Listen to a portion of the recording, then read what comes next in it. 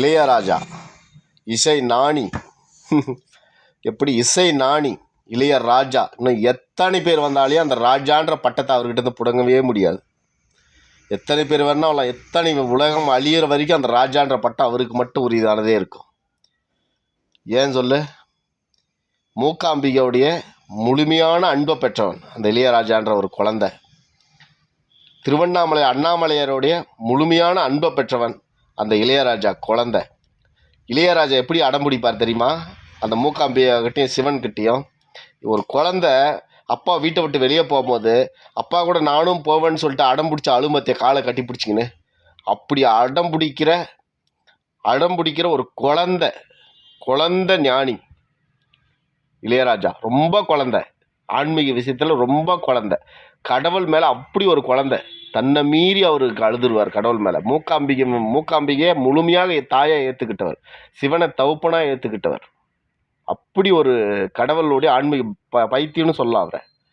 அவர் இசையில் ஜெயிச்சார, அதில் எனக்கு அவர் மேலே பொறாமையே கொஞ்சம் கூட கிடையாது. ஆனால் ஆன்மீகத்தில் ஜெயிச்சார் பார்த்தியா, ஆண்டவன் மனுஷன் ஜெயிச்சார் பார்த்தியா, அதில் எனக்கு எக்கச்சக்கமான பொறாமை இருக்குது இளையராஜா மேலே. அவ்வளவு கடிந்த பொறாமை இருக்குது எனக்கு.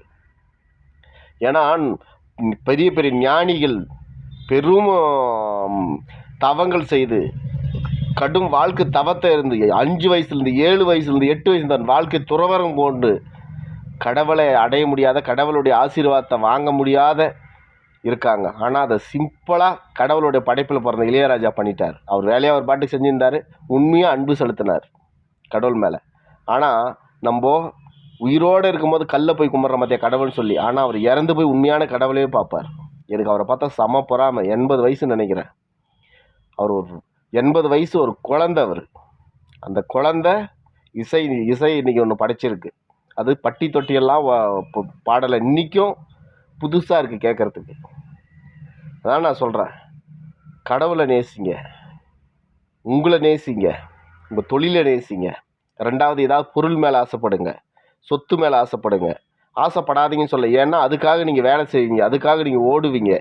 கண்ட அரசியல் கழுசுடிங்க கூட போக மாட்டீங்க. உங்களை இன்ஸ்டாகிராமில் யூடியூப்லேயும் பொய் சொல்லி ஒருத்தன் ஆட்சி பிடிக்க முடியாது.